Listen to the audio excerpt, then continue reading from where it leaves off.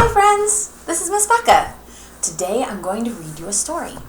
This story is from a series of books called My Bible Friends. And the author of the books is Etta B. Degering. And the illustrator is Robert Barron. The title of the story I'm going to read you today is Daniel and the Lions. Many years had gone by since Daniel had been taken a prisoner to Babylon. He had grown to be a wise, good man.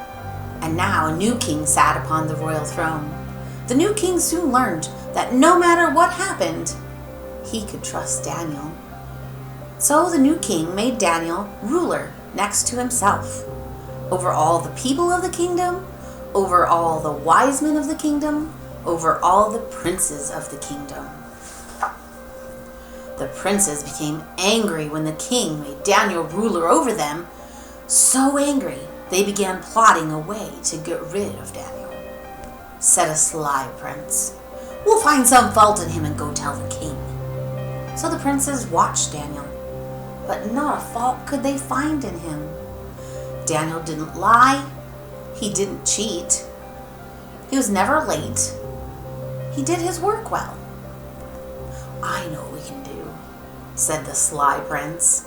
"Tell us," chorused the princes. "What can we do?" Have you not seen Daniel open his window toward Jerusalem morning, noon, and night? Have you not heard him pray to the God of heaven? Asked the sly prince. "Well, we'll write a law that anyone who prays to any god except the king for 30 days shall be thrown into the lion's den." "The king will be so pleased," said a prince. "He'll not think of Daniel. He'll seal the law." "Ho, ho, ho," laughed the princes. "Daniel will be thrown into the lion's den." The princes wrote the law and took it to the king. "O king, we wish to honor you," said the sly one.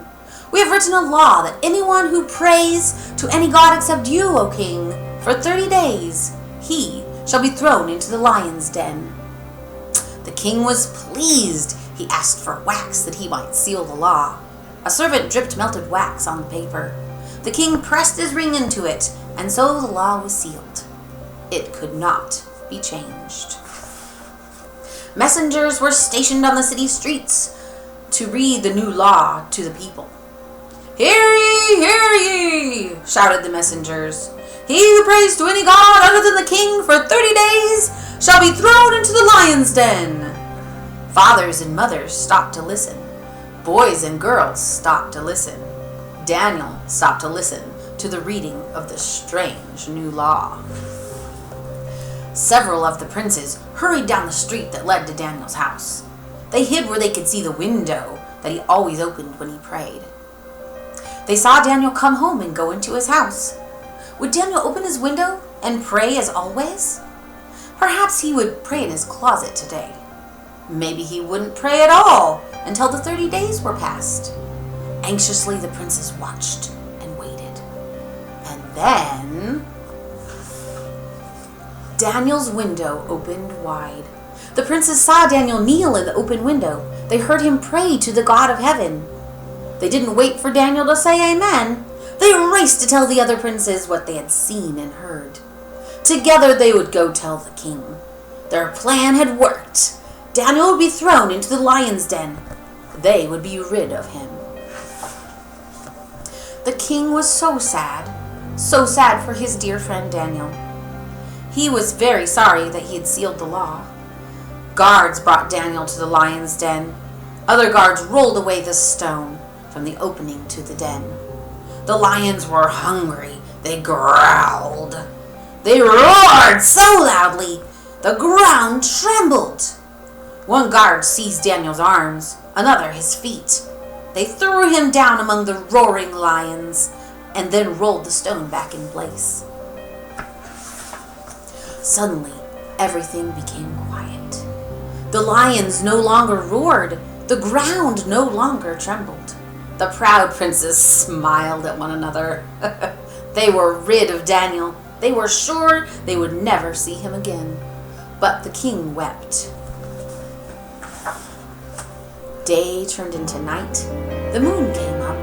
Hundreds and hundreds of stars sparkled in the dark night sky. The king couldn't sleep. He refused to eat. He would allow no music to be played. From time to time, he'd listen toward the window. Often, at other nights, the lions roared, but tonight, the lions were quiet. Next morning, as soon as the sky began to get light, the king sent for his guard and hurried to the lion's den. The guard rolled away the heavy stone. Anxiously, the king called down into the den, "Oh, Daniel, is your God who you serve? Was he able to deliver you from the lions?" Would Daniel answer? Was he still alive?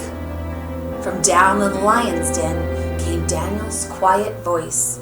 "O king, live forever. My God has sent his angel and shut the lion's mouth, and they have not hurt me."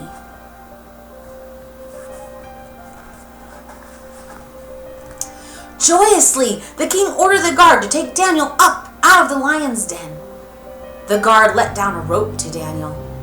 Hardly was Daniel out of the den when the lions began to roar and the ground to tremble.